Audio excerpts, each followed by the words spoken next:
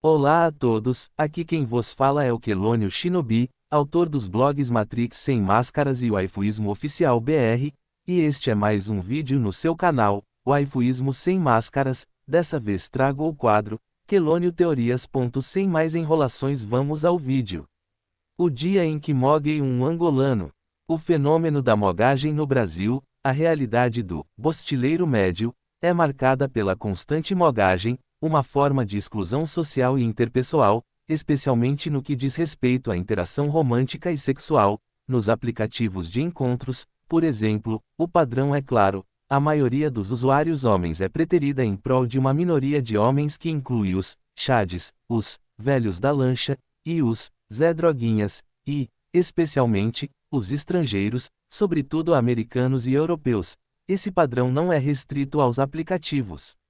Na vida cotidiana, o mesmo ocorre em interações sociais que envolvem status, poder ou atração. A cultura do MOG é comum até mesmo entre estados e regiões brasileiras. Exemplo: quando um homem do sul ou centro-oeste aparece no nordeste, ele arrebata a atenção das mulheres, que se esquecem imediatamente daqueles que estavam disponíveis a ela. O bostileiro médio, independentemente de seus méritos pessoais, é constantemente deixado de lado devido a fatores como aparência física, situação financeira, ou sua própria região geográfica. Essa exclusão, além de gerar frustração, reforça uma dinâmica de insatisfação e ressentimento. Uma experiência social simples que ilustra essa desigualdade seria criar um perfil falso de estrangeiro em aplicativos de namoro. Usando fotos e descrições medianas, o perfil provavelmente atrairia um número significativo de correspondências e mensagens.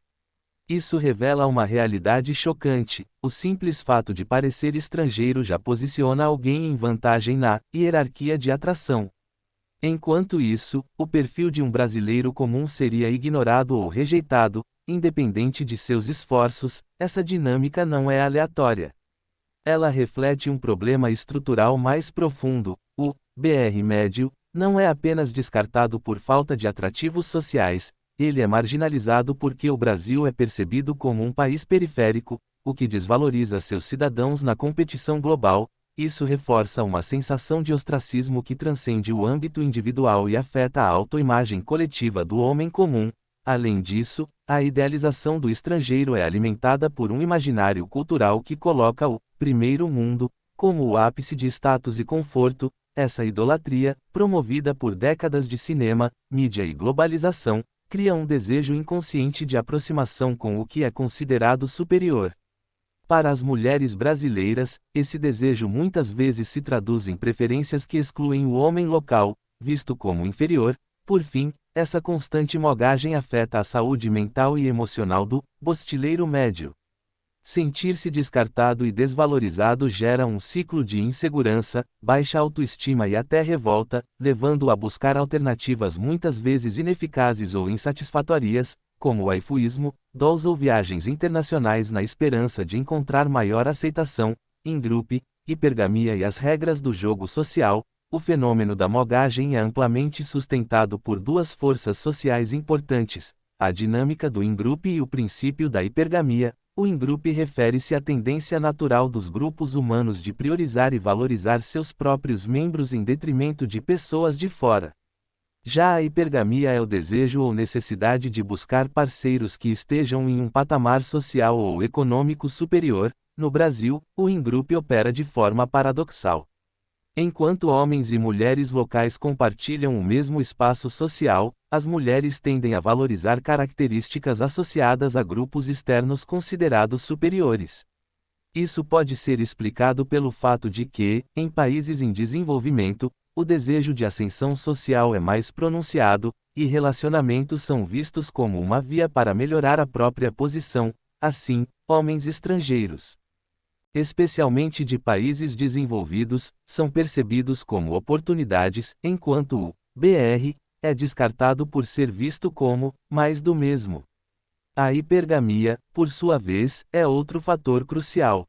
Mulheres, de maneira geral, tendem a buscar parceiros que ofereçam vantagem, seja em termos de aparência, status ou recursos.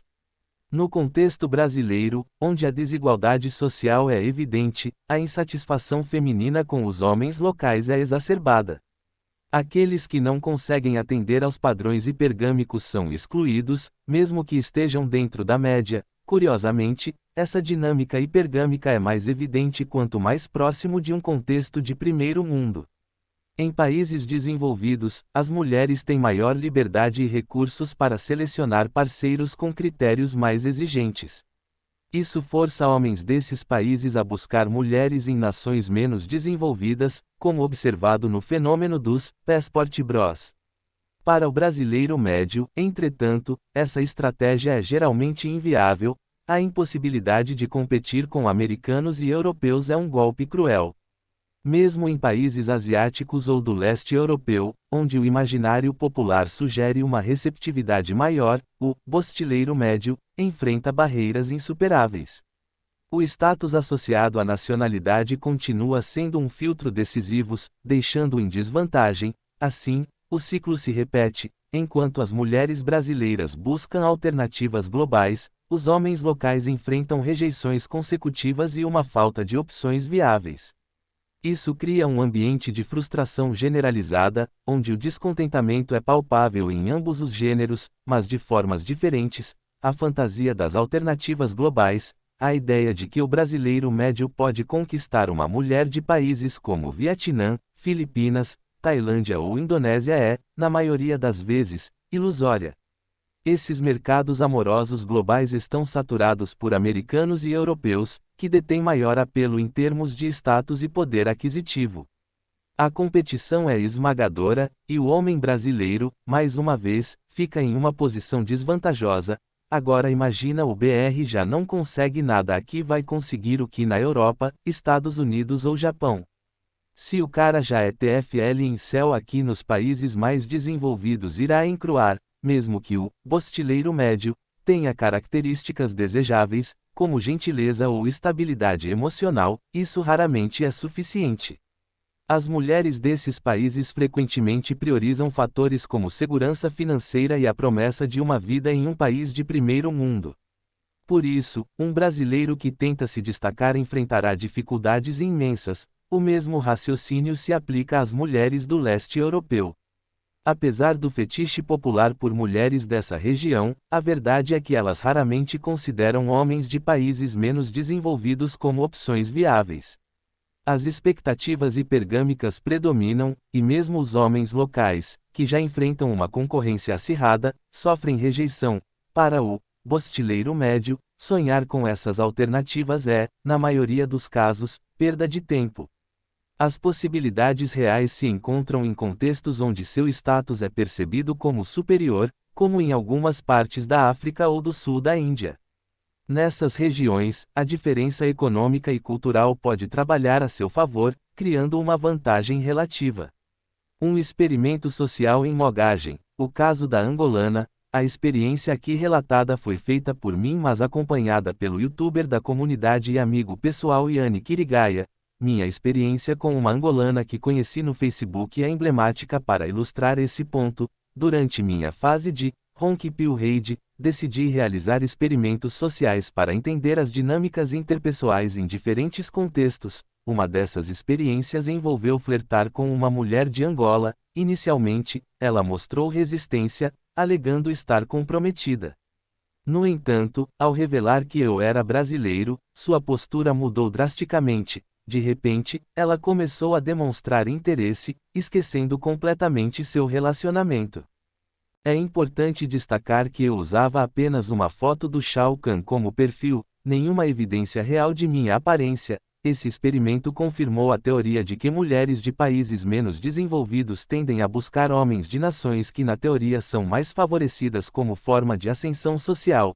Elas enxergam no estrangeiro uma oportunidade de melhoria, mesmo que isso signifique abandonar compromissos anteriores. Ao mesmo tempo, essas mulheres frequentemente condenam os homens locais que buscam alternativas internacionais, pois isso ameaça a garantia de que esses homens estarão sempre disponíveis.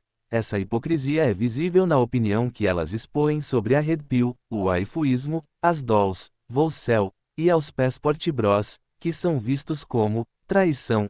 as expectativas sociais femininas, o ciclo de frustração e descontentamento. Por fim, a dinâmica descrita aqui cria um ciclo vicioso. As mulheres, influenciadas pela hipergamia e pela busca por melhores condições, rejeitam os homens locais. Estes, por sua vez, enfrentam rejeições constantes e buscam alternativas que frequentemente falham. O resultado é um ambiente de insatisfação generalizada, onde ninguém está plenamente satisfeito. Essa situação reflete não apenas um problema individual, mas também uma questão estrutural. O bostileiro médio é vítima de um sistema que valoriza aparências e status acima de tudo, enquanto desvaloriza as conexões humanas genuínas. Até que essas dinâmicas sejam questionadas, a mogagem continuará a ser uma realidade cotidiana no Brasil. Eu fico por aqui. Se você gostou desse formato de vídeo, considere comentar, curtir e compartilhar para chegar a mais pessoas. Até o próximo vídeo, pessoal. Valeu, falou!